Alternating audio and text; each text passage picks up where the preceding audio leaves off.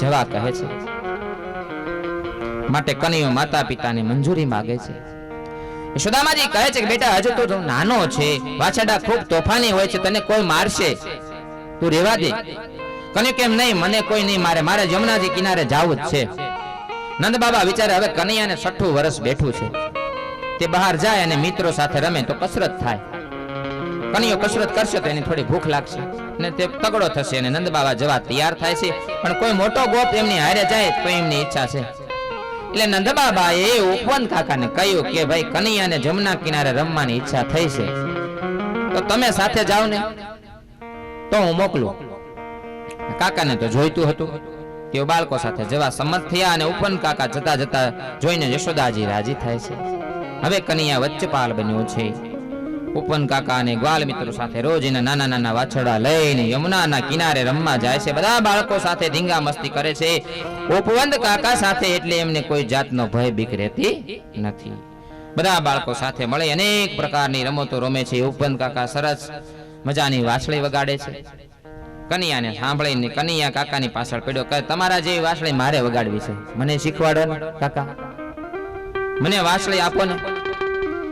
ઉપનંદ કાકા કે મારી પાછા એક જ વાંસળી છે, જંગલમાં એક વાંસનું ઝાડ છે, વાંસ લઈ આવ, હું તારા માટે સરસ મજાની વાંસળી બનાવી આપીશ, હું તને વાંસળી વગાડતા શીખવાડીશ.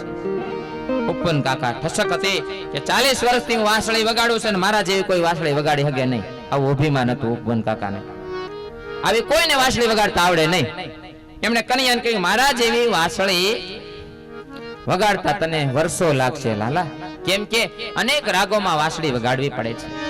પ્રભાતી રાગ હોય, ભૈરવી રાગ હોય, સારંગ રાગ હોય, વગેરે અનેક પ્રકારના રાગો વાંસળી વગાડવી પડે છે. જંગલમાં વાંસનું એક ઝાડ છે, એના ઉપર કનૈયો આગ્રહ કરીને ઉપવન કાકાને ચડાવે છે. ઉપવન કાકા ઝાડ ઉપર ચડાને દેવોએ કનૈયા માટે સરસ મજાની વાંસળી બનાવીને ઝાડ ઉપર મૂકી રાખેલી છે. ઉપવન કાકાને આશ્ચર્ય થાય છે કે આ ઝાડ ઉપર વાંસળી તૈયાર કરીને કોણ મૂકી ગયું રાખી છે. વાંસળી લઈને નીચે ઉતરીને કનૈયાને વાંસળી આપે છે. કનૈયો વાંસળી મળતા ઘણો આનંદિત થઈ જાય છે અને કહે કાકા મને તમારા જેવી વાંસળી શીખવાડો, મારે શીખવી છે. કાકા કે બેટા એકદમ મારા જેવી વાંસળી વગાડતા નહીં આવડે, પેલા હું કેવી રીતે વાંસળી વગાડું તું જો, પછી વગાડજે. કનૈયા ડાબો ગાલ ઝુકાવ્યો અને વાંસળી વગાડવાની શરૂ કરતી. વાંસળીમાંથી એવો મધુર ધ્વનિ નીકળ્યો કે તે સાંભળીને દૂર દૂર સરવા ગયેલી ગાયો દોડતી દોડતી કનૈયા પાસે આવી. આજે પરમાત્મા વેણુધર મુરલીધર બન્યા છે. બાળકો પણ ત્યાં આવી પહોંચે છે. બાળકોને ખૂબ આનંદ થયો છે. કનૈયાનો જય જયકાર કરે છે. બાળકો કહે કનૈયા તું તો વાંસળી બહુ સરસ વગાડે છે. કાકા વાંસળી વગાડે ત્યારે ગાયો દોડતી નહોતી આવતી, પણ તું તો એવી વાંસળી વગાડે છે ને ગાયો પણ દોડતી દોડતી આવે છે. ગાયો જંગલમાં જાય ત્યારે અમે શોધતા થાકી જતા હતા, પણ હવે એ કામ થઈ ગયું. તું વાંસળી વગાડે એટલે ગમે ત્યાં ગાયો ગવે ને વી આવે. આપણે ગાયો ગોતવા હવે જવું નહીં પડે. ઉતરી ગયું. કઈક આ ઉપવન કાકાનું જે અભિમાન હતું ને એ ઉતરી ગયું. ઇજ મુરલી વીરુણ થીરી કનૈયા તારી, મુરલી વીરણ થઈ તારી મુરલી વેરણ થઈ, મુરલી વીરણ થઈ,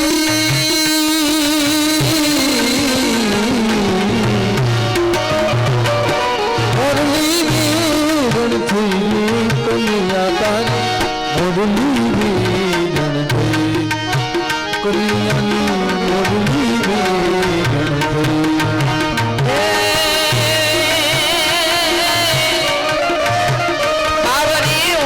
બની ગઈ રે કાનુડા તારી મોરલી વેરણ થઈ, ઓગાળા તારી મોરલી વેરણ થઈ, મોરલી વેરણ થઈ રે કાનુડા તારી મોરલી વેરણ થઈ, કાનુડા તારી મોરલી વેરણ થઈ, ઓગાળા તારી મોરલી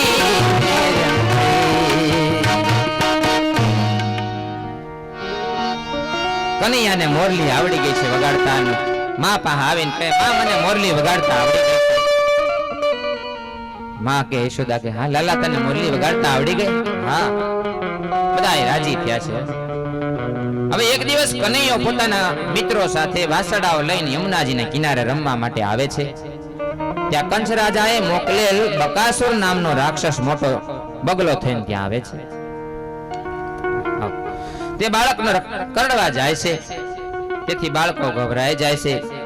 કનૈયાને ખબર પડતા તે દોડતો ત્યાં પહોંચી જાય ને બગલાની બે સાંસ પકડીને બગલાને ચીરી નાખે છે. આ જોઈને બાલ મિત્રો કનૈયાનો જય જયકાર બોલાવે છે. બોલીએ કૃષ્ણ કનૈયા. સંધ્યા સમયે બાળકો ઘેર આવી પોતાની પોતપોતાની માતાઓને કનૈયાને કરેલ પરાક્રમ વિવિધ રીતે વર્ણવી બતાવે છે. બધાને કનૈયા ઉપર બહુ જ વાલ આવ્યો છે. બધાને બહુ પ્રેમ આવ્યો. બકાસુર એટલે કોણ? દંભ. દંભ છે ને એ જ બકાસુર છે. આપણામાં જે દંભ છે ને એ બકાસુર છે. જમનાના કિનારે એટલે કે ભક્તિના કિનારે દંભ આવે ને મનુષ્ય અનેક વાર દંભ કરે છે. અંદરથી એનું મન કામ સુખમાં પૈસામાં ફસાયેલ છે. જ્યારે બહારથી મોટો જ્ઞાની હોવાનું નાટક કરે, દંભ કરીને સમાજને અને લોકોને ચેતરે છે. સમાજ પરમાત્મા સ્વરૂપ છે. તેથી પરમાત્માને ચેતરે ને એ દંભ એ પાપ છે. તેના જેવું બીજું કોઈ પાપ નથી આ જગતમાં. આપણા શાસ્ત્રોમાં એક પાપનું પ્રાયશ્ચિત લખ્યું છે, પણ દંભનું કોઈ પ્રાયશ્ચિત નથી. પાખંડનું કોઈ પ્રાયશ્ચિત નથી. દંભને ફક્ત જ્ઞાન જ મારે, બીજું કોઈ મારી ન શકે. બગલા કરતા કાગડો હારો. કાગડો અંદરથી અને બહારથી કાળો છે. એક જ સ્વરૂપે છે. એક જ સ્વરૂપે રહે છે. જ્યારે બગલો બહારથી ઉજળો હોય ને અંદરથી કાળો હોય. મુખ મેં રામ બગલ મેં છુરી. તમે જેવા અંદર છો ને તેવું સ્વરૂપ જગતને બતાવો. કોઈને દંભ કરીને ચેતરશો નહીં. મનુષ્ય લોભથી, કીર્તિ લોભ અને દ્રવ્ય લોભથી પાપ કરે છે. એક દિવસ કનૈયો બાલ મિત્ર સાથે વાસડા લઈને જમનાજીના કિનારે આવે છે. ત્યાં કંસ રાજાએ મોકલેલ યદાસુર નામનો રાક્ષસ અજગર થઈને આવ્યો છે. મોઢું ફાડીને બેઠો. એનું મુખ પર્વતની ગુફા જેવું દેખાય છે. બાલ મિત્રો રમતા રમતા ત્યાં આવ્યા છે. બાળકો કનૈયાને કહે, કનૈયા અહીં કોઈ ગુફા જેવું લાગે છે, અંદર જઈશું આપણે. તું સાથે આવે ને તો અમે બધા બીક ન લાગે. બાળકો નિયમ છે, કનૈયા વગર એકલા ક્યાંય જાતા નથી. તમે આવો ને નિયમ લ્યો કે જ્યાં જ્યાં જાવ ત્યાં પરમાત્માને સાથે રાખીને જાજો. કોઈ પણ જગ્યાએ જાવ તો ભગવાનને વંદન કરીને જાજો. ભગવાનના મંદિરે દર્શન કરીને જાજો. ઘરે મંદિરિયું હોય તો પરમાત્માને સ્મરણ કરી અને વંદન કરીને બહાર નીકળજો. કોઈ પણ ધંધે જાઓ, કામે જાઓ, ભગવાનને યાદ કરીને જાજો. ઈષ્ટદેવને વંદન કરવાનું કહે છે. તમને સ્વરૂપ લેતા આવડે, તમે એક સ્વરૂપે ઘરમાં રહીને મારું ઘર સાસવજો અને બીજા સ્વરૂપે મારી સાથે ચાલો, આવું ભગવાનને કહેવાનું છે. હું એકલો નહીં જાઉં, ઠાકોરજીને સાથે રાખજો. ઠાકોરજી તમને ખોટા કામ કરતા અટકાવશે. જ્યાં તમે ખોટું કામ કરવા જાઓ ને ત્યાં ભગવાન હારે હશે ને તો તમને અંદરથી થાય કે નહીં, આ બરાબર નથી, આ ન કરાય. બાળકો કનૈયા તું અંદર આવે ને તો અમે બધા તારી સાથે આવીએ. આપણે ભેગા મળીને અંદર રમત રમશું. આમ કહીને બાળકો તાળી પાડતા પાડતા અંદર ઘૂસી ગયા. પરમાત્મા બધું જાણતા જ હોય છે. પરમાત્મા તો બધાયના હૃદયમાં જાણે હું હાલતું હોય બધું જાણે છે ભગવાન. એ મન કી જાણે, તન કી જાણે, જાણે ચિત્ત કી છોરી. એ તો આપણને એવું ભગવાન કાંઈ જાણતા નથી, ભગવાન બધું જાણે છે. રજવાસીઓ ભોળા છે. તે મોટો અજગર રાક્ષસ છે. કનૈયો બાલ મિત્રોની પાછળ પાછળ ચાલે છે.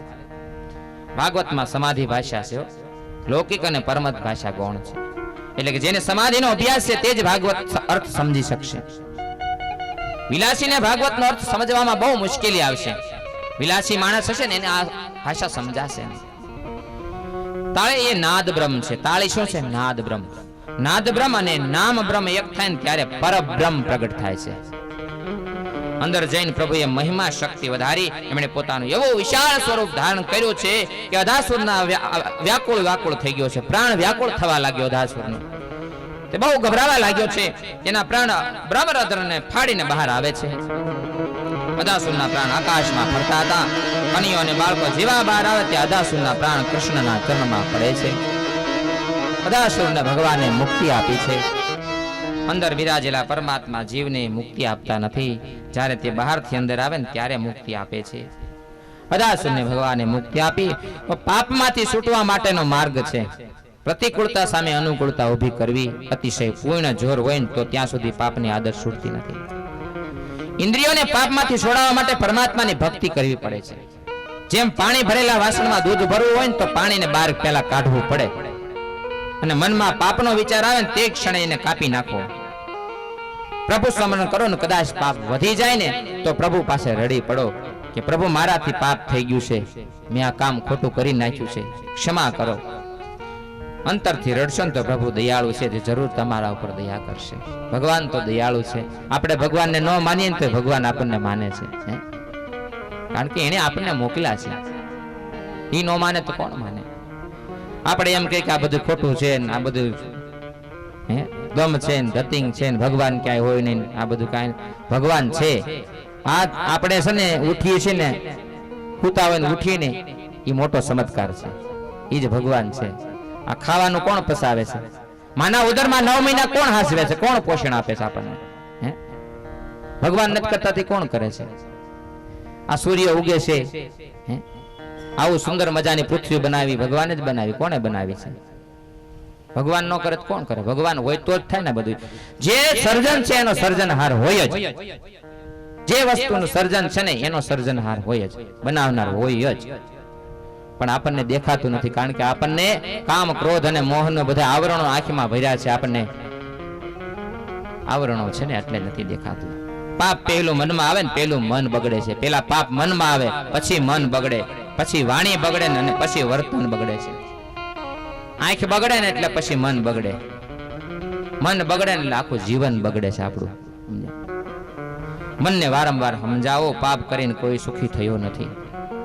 અનેક સિદ્ધાંતો, અનેક ઇતિહાસો છે, અનેક કથાઓમાં આવે છે કે પાપ કરે કોઈ સુખી થયો નથી અને થવાનો પણ નથી. તું પાપ છોડ, પાપને મનમાં ઘર કરવા દેશો નહીં, પાપને મનમાં આવતું રોકો, એને અંદર પણ દાખલ થવા દેશો નહીં. બાળકો ઘેર જઈને રોજની વાત રોજ કરે છે, કઈ સંભળાવવા માટે. માં કનૈયા આજે આવું કામ કર્યું, માં કનૈયા આજે આવી લીલા કરી. મણ આધાસુર વધની કથા 1 વર્ષ પછી બાળકો પોતે માતાને કહી છે.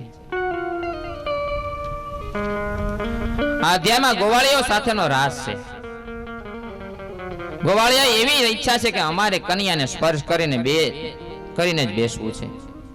કન્યાને દૂર બેસવા કોઈ રાજી નથી. કન્યા એક છે અને બાળકો અનેક છે. એક જ સમય બધાને કેવી રીતે મળે?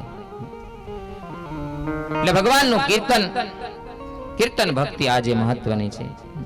કીર્તન કરવાથી આ જીવનનો ઉદ્ધાર થશે. કળિયુગમાં નામ કેવલ આધારા, નામ જપત નર ઉતરે સિંધુ પારા. કીર્તન કરવાથી આનંદિત થાય છે મન અને પ્રફુલ્લિત થાય છે, વાણી પવિત્ર થાય છે, જીવનનો ઉદ્ધાર થાય છે. આપણે પણ એક સુંદર મજાનું કીર્તન કરીએ.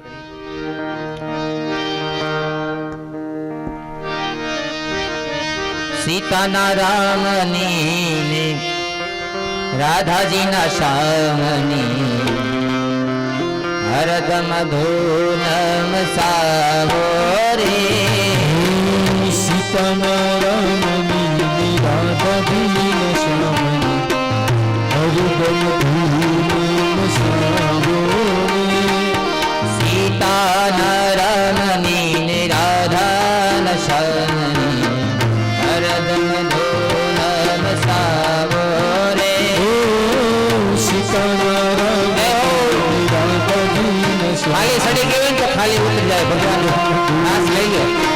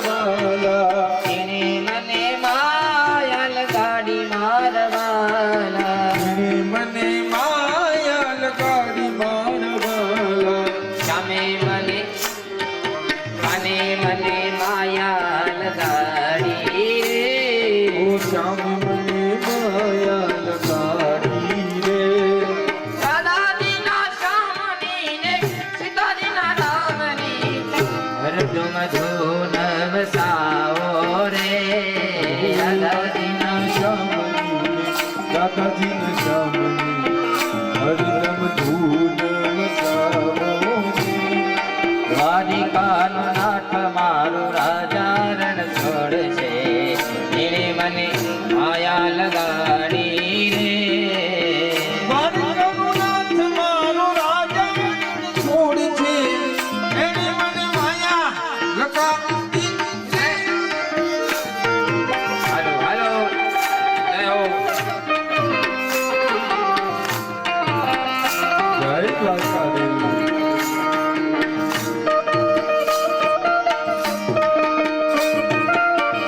આયો ને? હલો.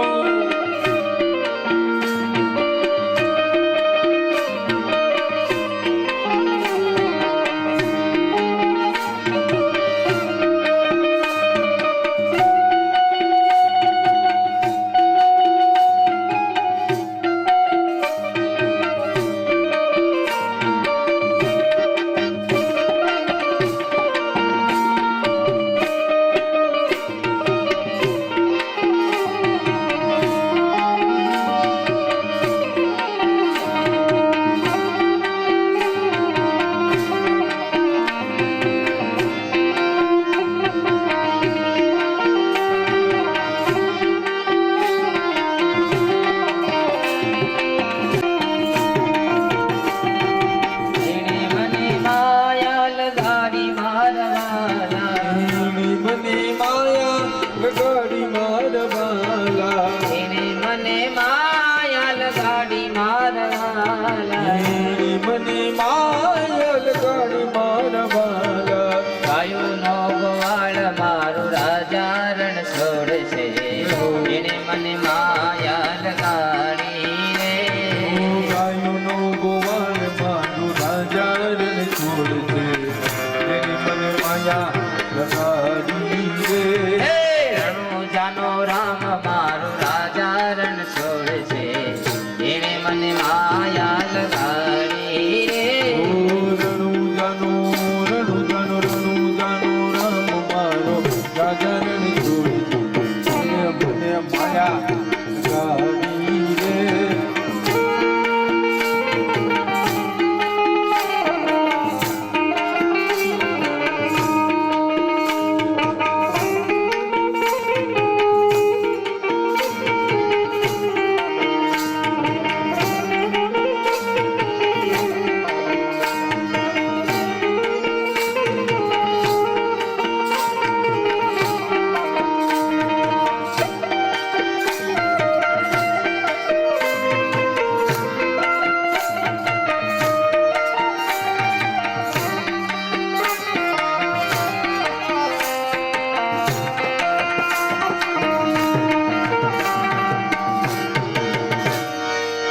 અમે મયારા કોઈને દઈએ દાન, અરે વાલા કોઈને દઈએ દાન રે.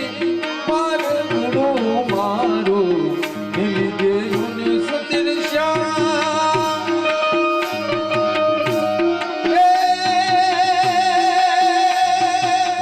અમે મયારા કંચરાના વાલા કોઈને ન દઈએ દાન, અરે વાલા કોઈને ન દઈએ દાન રે. માર ગળો મારો દિલ ગયું ને સુતિર શ્યામ.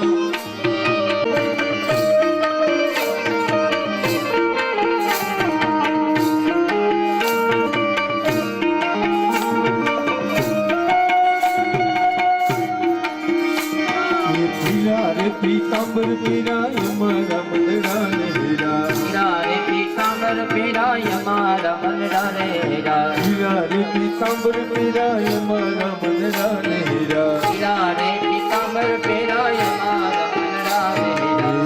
એવા મારા કાળજી પૂયા ને કાના ને જોયા.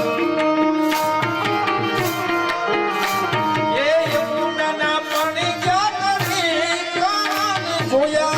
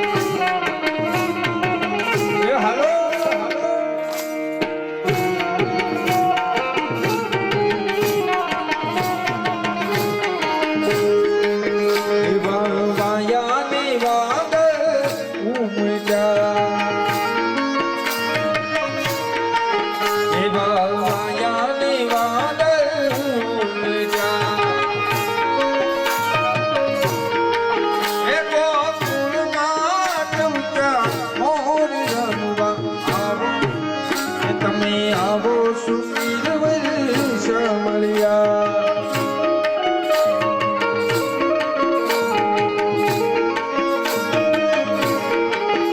તમે રમવા તે નાવો શા માટે